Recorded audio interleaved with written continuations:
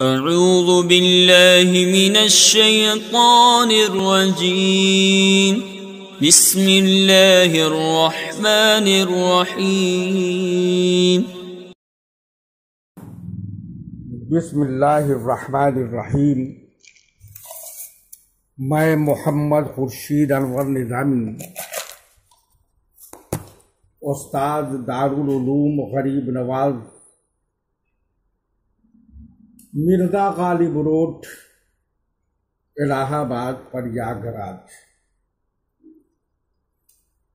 میں فن فقہ کی معتبر کتاب قدوری کا درس دینے جا رہا ہوں۔ طلبہ بغور سماعت کریں اور عبارت خوانی لغوی تجزیہ، نحوی و صرفی قواعد و ضوابط و تراکیب پر بھی دھیان دیں۔ آج کا سبق اس عبارت سے شروع ہوتا ہے: والمعانی الموجبۃ للغسل انزال المنی علی وجہ الدفق والشہوۃ من الرجل والمرأۃ۔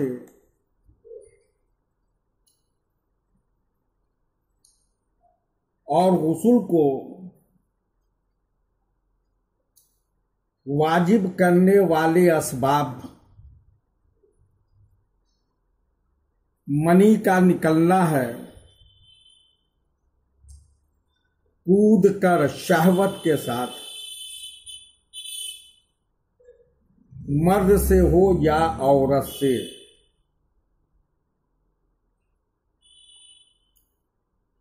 اس عبارت میں مصنف نے موجبات غسل کو بیان فرمایا ہے۔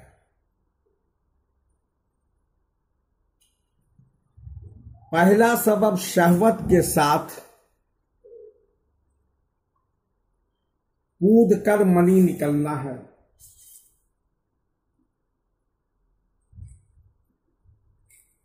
خواہ انزال منی مرد سے ہو یا عورت سے، نیند کی حالت میں ہو یا بیداری کی حالت میں، ہر صورت میں غسل واجب ہے۔ منی کی تعریف وہ پانی جس کے نکلنے سے انسان کی طبعی خواہش ختم ہو جاتی ہے، جو سفید مائل گاڑھی ریٹ کی شکل میں ہوتی ہے، جو وفور شہوت کے ساتھ جوش کے طریقے سے نکلتی ہے۔ ائمہ کا اختلاف: امام مالک اور امام شافعی کے نزدیک مطلقاً خروج منی سے غسل واجب ہو جائے گا، خواہ منی شہوت کے ساتھ نکلی ہو یا بغیر شہوت کے۔ یہی قول امام محمد اور امام ظفر کا ہے۔ دلیل یہ دیتے ہیں کہ حضرت ایوب انصاری رضی اللہ تعالی عنہ سے منقول ہے کہ حضور اکرم نور مجسم سرور عالم صلی اللہ تعالی علیہ وسلم نے فرمایا: الماء من الماء،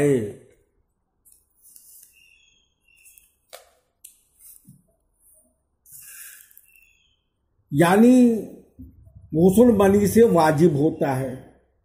یہ حدیث شہوت کی قید سے مطلق ہے، لہذا المطلق یجری علی اطلاق ہی کے قاعدے کے مطابق حدیث اپنے اطلاق پر باقی رہے گی۔ اس کا جواب یوں دیا جائے گا کہ یہ حدیث خروج منی بالشہوت پر محمول ہے، کیونکہ حدیث عام ہے، مذی ودی منی بالشہوت اور بغیر شہوت سب کو شامل ہے، اور بالاتفاق حدیث میں تمام چیزیں مراد نہیں، چونکہ منی بشہوت سے بالاتفاق غسل واجب ہوتا ہے، لہذا حدیث کو اسی پر محمول کیا جائے گا۔ احناف کے نزدیک غسل اس وقت واجب ہوگا جب منی اچھل کر شہوت کے ساتھ نکلے۔ اس کی دلیل وَإِن كُنتُمْ جُنُبًا فَاطَّهِرُوا، وَإِن كُنتُمْ جُنُبًا فَاطَّهِرُوا لغت میں جنابت کہتے ہیں شہوت کے ساتھ منی کے نکلنے کو، لہذا انزال منی بالشہوت سے غسل واجب ہوگا۔ وَالْتِقَاءُ الْخَتَانَيْنِ مِنْ غَيْرِ الْإِنْزَالِ وَالْحَيْضِ وَالنَّفَاسِ، اور آپس میں دونوں شرم گاہوں کا ملنا چاہے انزال نہ ہو، اور حیض اور نفاس۔ جب مرد کے پیشاب کے مقام کی سپاری اندر چلی جائے اور چھپ جائے تو بھی غسل واجب ہو جاتا ہے، چاہے منی نکلے یا نہ نکلے۔ اسی طرح حیض کا خون بند ہو جائے تو غسل کرنا فرض ہے، اور نفاس کے خون بند ہونے پر بھی غسل کرنا فرض ہے۔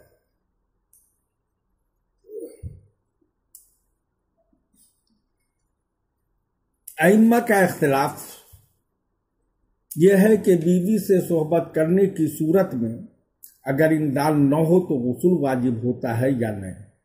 اس سلسلے میں دو مذہب ہے۔ عطا ابن رباح، ہشام ابن عروہ، سلیمان ابن مہران العامس، داؤد ظاہری کے نزدیک التقاء خطانین کی وجہ سے غسل واجب نہیں ہوتا ہے۔ دلیل یہ دیتے ہیں عن ابی سعید الخدری رضی اللہ تعالی عنہ ان رسول اللہ صلی اللہ علیہ وسلم قال الماء من الماء وكان ابو سلمة يفعل ذلك۔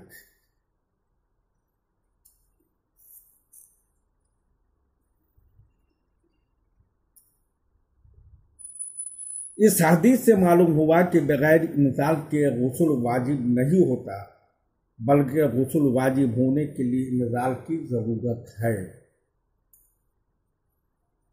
جواب یوں دیا جائے گا کالماء من الماء، یہ حدیث احتلام پر محمول ہے، جیسا کہ ابن عباس سے وضاحت کے ساتھ بیان فرمایا ہے۔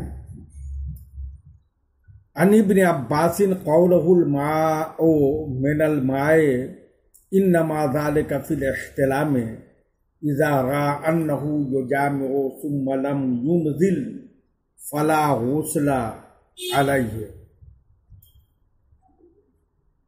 اور احتلام کے بارے میں ہم بھی یہی کہتے ہیں کہ کپڑا خراب ہوئے بغیر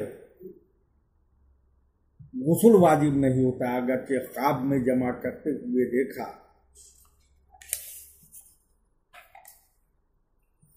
دوسرا مذہب ائمہ اربعہ، جمہور فقہاء اور محدثین کے نزدیک التقاء خطانین کی وجہ سے غسل واجب ہو جاتا ہے، اگرچہ انزال نہ ہو۔ اور دلیل یہ ہے کہ عن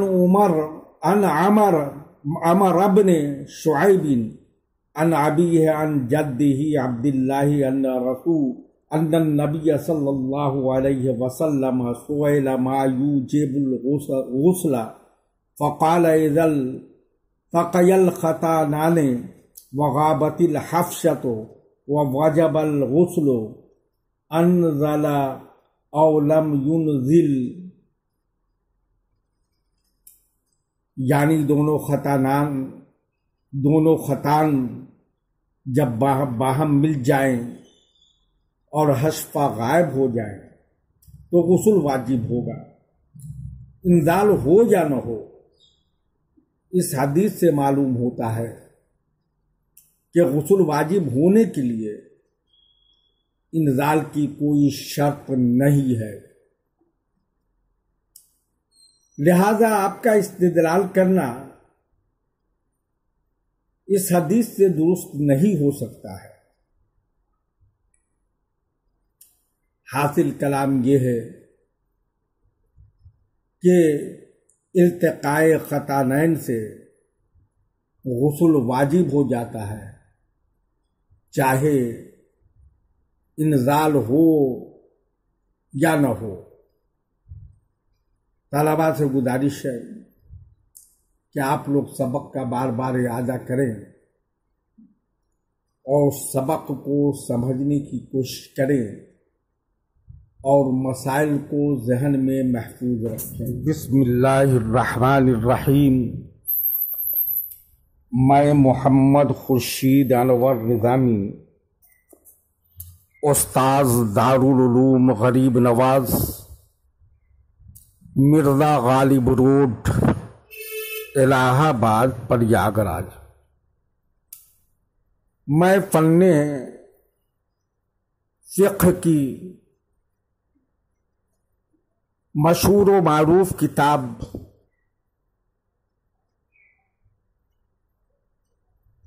قدوری کا درس دینے جا رہا ہوں۔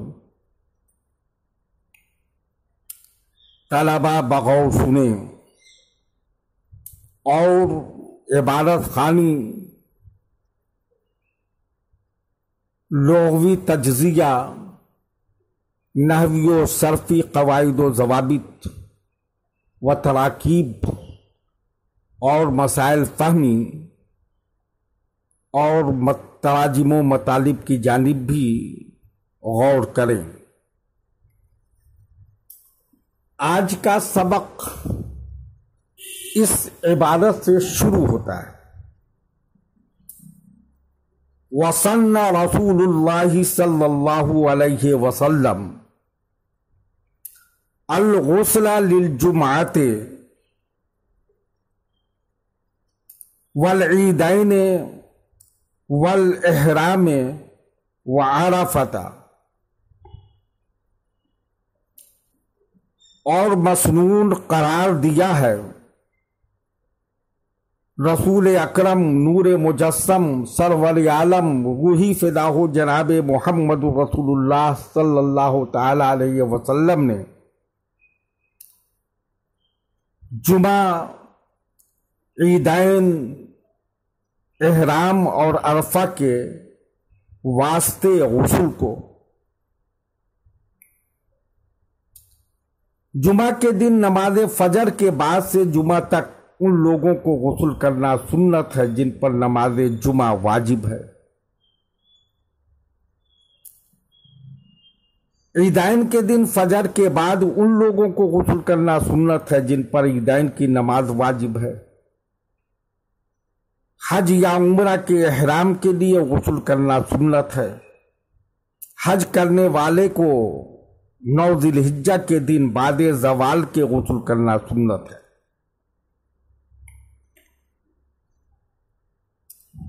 جمعہ کے دن غسل کرنا واجب ہے یا سنت، اس بارے میں 2 مذہب ہے۔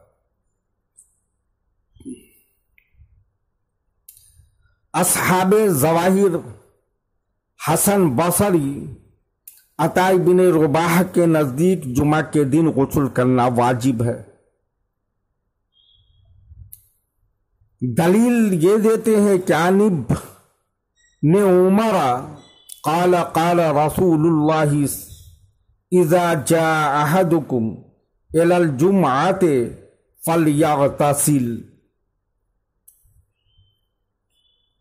اس حدیث میں صیغہ امر کے ساتھ غسل جمعہ کرنے کا حکم دیا گیا ہے، لہذا جمعہ کے دن غسل کرنا واجب ہے۔ اس کا جواب یوں دیا جائے گا کہ حضور اکرم نور مجسم سرور عالم روحی فدا ہو جناب محمد رسول اللہ صلی اللہ علیہ وسلم نے جمعہ کے دن غسل کرنے کا جو حکم فرمایا ہے وہ علت کے ساتھ معلول ہے۔ مثلا ابتدائی اسلام میں صحابہ کرام محنت و مزدوری کیا کرتے تھے،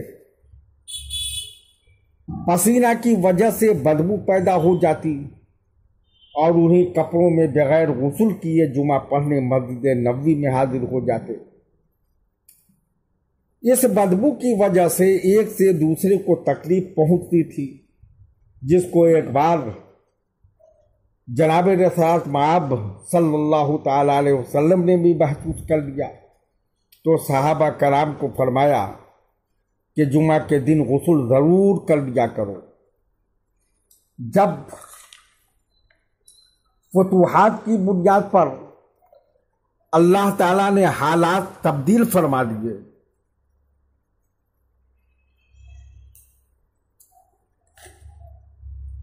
نوکر چاکر بھی میسر ہو گئے، مسجد میں بھی توسیع کر لی گئی تو بدبو والی بات ختم ہو گئی۔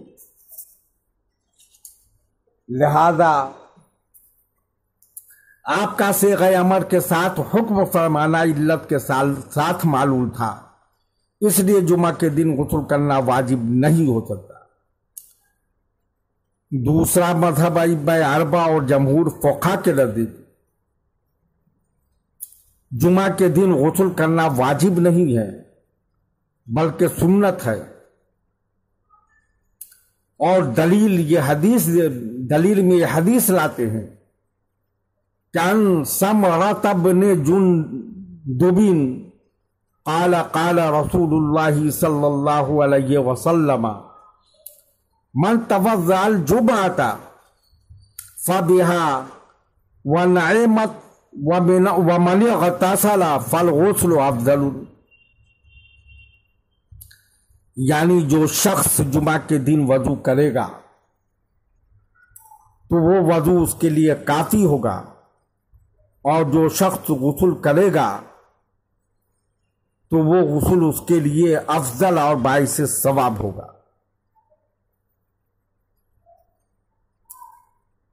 اس حدیث سے معلوم ہوا یعنی جو شخص جمعہ کے دن وضو کرے گا تو وہ وضو اس کے لیے کافی ہوگا، اور جو شخص غسل کرے گا تو وہ غسل اس کے لیے زیادہ افضل اور باعث ثواب ہوگا۔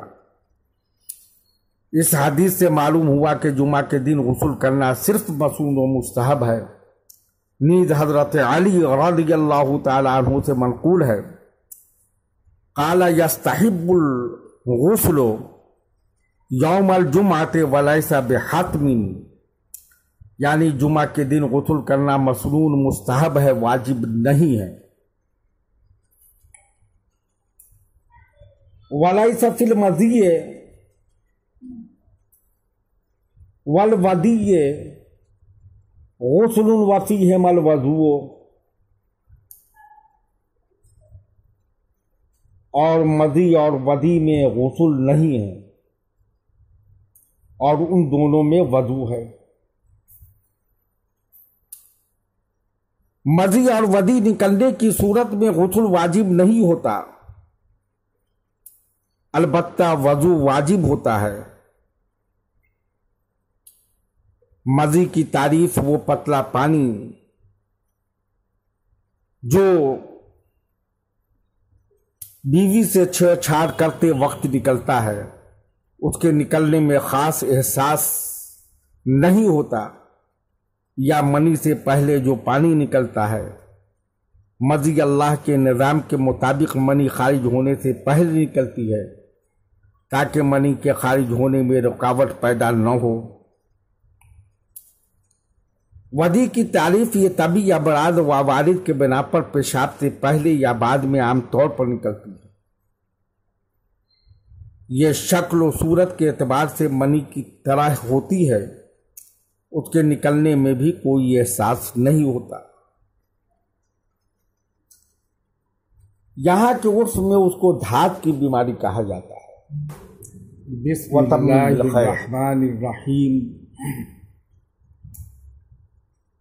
میں محمد خورشید انور نظامی، استاد دارالعلوم غریب نواز، مرزا غالب روڈ، الہ آباد، پریاگراج، میں فن فقہ کی معتبر کتاب قدوری کا درس دینے جا رہا ہوں۔ طلبہ بغور عبارت سماعت کریں اور عبارت خوانی، نحوی و صرفی قواعد و ضوابط و تراکیب اور لغوی تجزیہ اور مسائل فہمی کی طرف بھی دھیان دیں۔ آج کا سبق اس عبارت سے شروع ہوتا ہے۔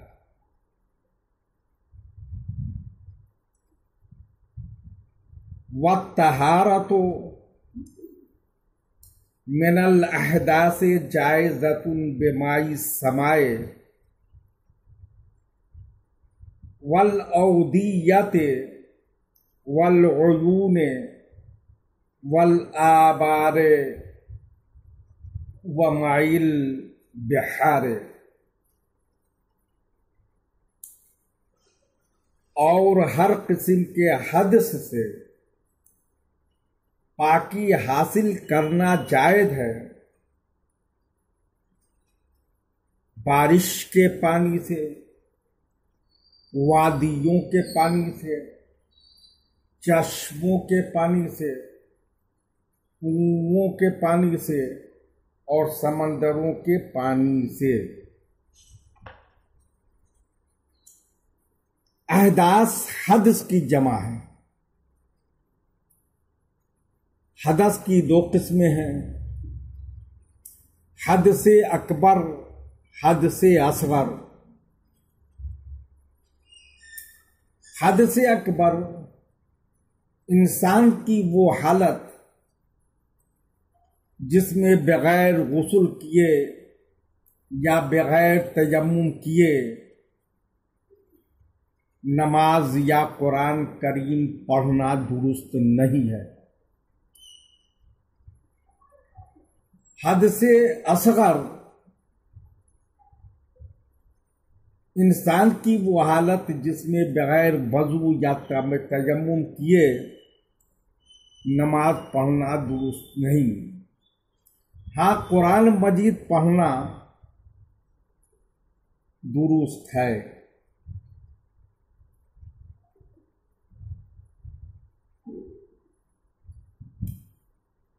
جب مصنف علیہ رحمت و رضوان یعنی علامہ قدوری نے وضو اور غسل کے بیان سے فارغ ہو گئے تو اب اس چیزوں کو بیان کریں گے جس سے طہارت حاصل ہوتی ہے۔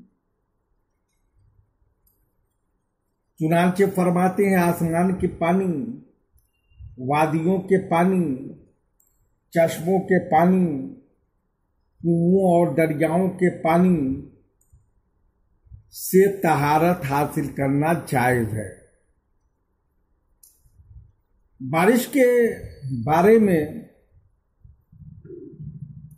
اللہ کا فرمان ہے وَأَنزَلْنَا مِنَ السَّمَاءِ مَاءً طَهُورًا، ہم نے آسمان سے پاک پانی برسایا۔ سمندر کے پانی کے بارے میں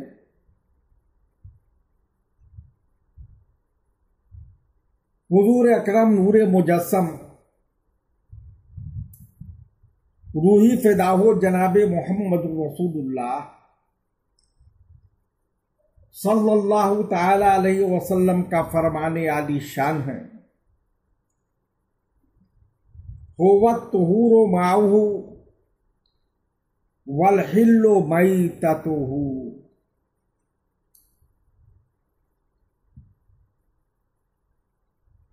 اس کا پانی پاک ہے اور مردار حلال ہے۔ چشموں، کنووں اور وادیوں کے پانی بھی حقیقت میں آسمان کا پانی ہے، جیسا کہ اللہ تعالیٰ نے ارشاد فرمایا، الم تر ان اللہ انزل من السماء ماء فسلکہ ینابیع فی الارض، کیا تم نے نہیں دیکھا کہ اللہ نے اتارا آسمان سے پانی، پھر چلایا وہ پانی چشموں میں زمین کے۔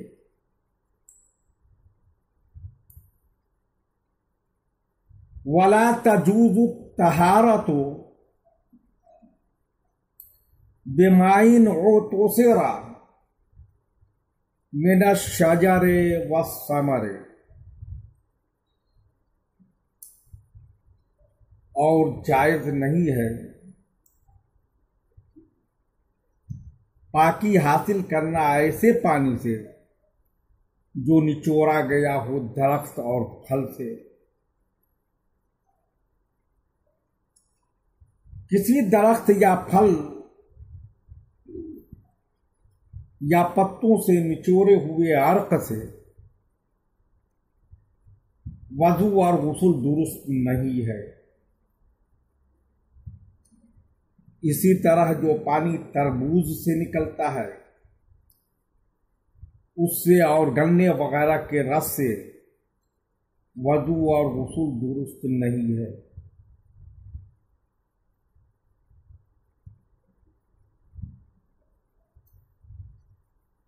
ولا بماء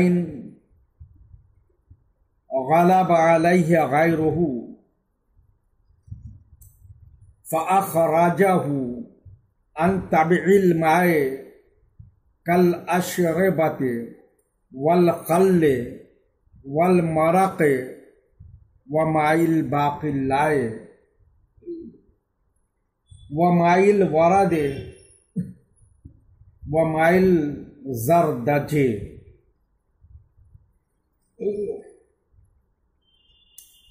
اور ایسے پانی سے بھی جائز نہیں ہے طہارت حاصل کرنا جس پر پانی کے علاوہ دوسری چیز غالب ہو گئی۔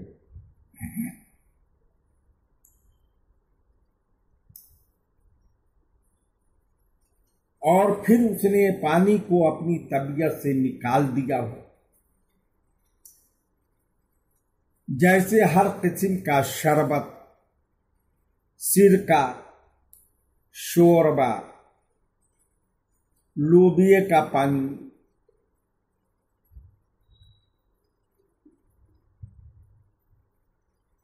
باقلہ کا پانی، گلاب کا پانی، گاجر کا پانی، جس پانی میں کوئی اور چیز مل گئی ہو یا پانی میں کوئی چیز پکائی گئی ہو اور ایسا ہو گیا ہو کہ بول چال میں اس کو پانی نہیں کہتے بلکہ اس کا کچھ اور نام ہو گیا تو اس سے وضو اور غسل جائز نہیں۔ جیسے شربت، شیرہ، شوربہ، سرکہ، گلاب وغیرہ کا عرق۔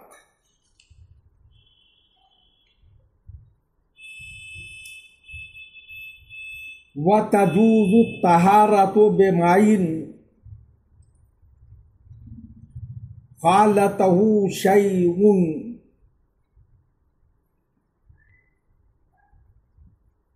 طَاهِرٌ فَغَيَّرَ أَحَدَ أَوْصَافِهِ كَمَاءِ الْمَدِّ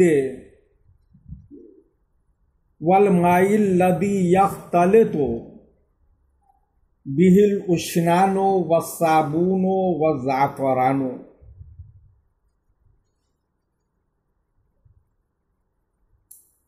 اور جائز ہے پاکی حاصل کرنا ایسے پانی سے جس میں کوئی پاک چیز مل گئی ہو،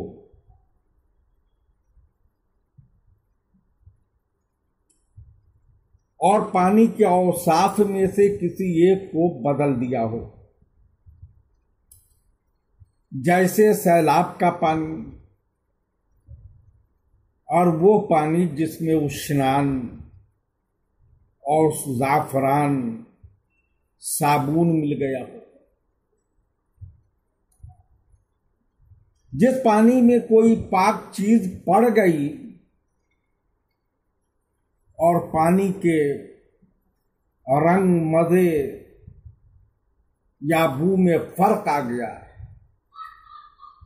لیکن وہ چیز پانی میں پکائی نہیں گئی، نہ پانی کے پتلا ہونے میں کچھ فرق آیا، جیسے کہ بہتے ہوئے پانی میں کچھ ریت ملی ہوئی ہوتی ہے، یا پانی میں زعفران پڑ گیا اور اس کا بہت ہلکا سا رنگ آ گیا، صابن پڑ گیا، تو وضو اور غسل درست ہے۔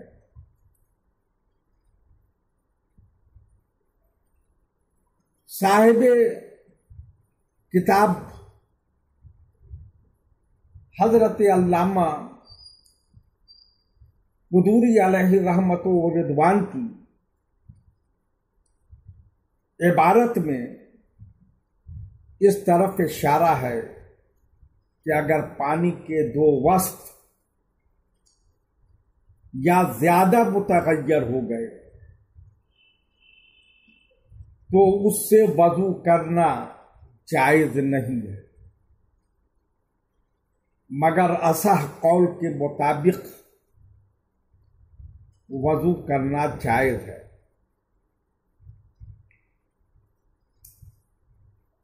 اس لیے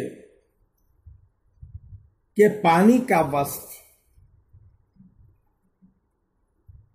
نہیں بدلا ہوا ہے۔ تمامی طلباء سے گزارش ہے کہ سبق کا بار بار اعادہ کریں اور سبق کو پڑھنے کے بعد سبق پر غور و خوض کریں۔ وتمم بالخیر۔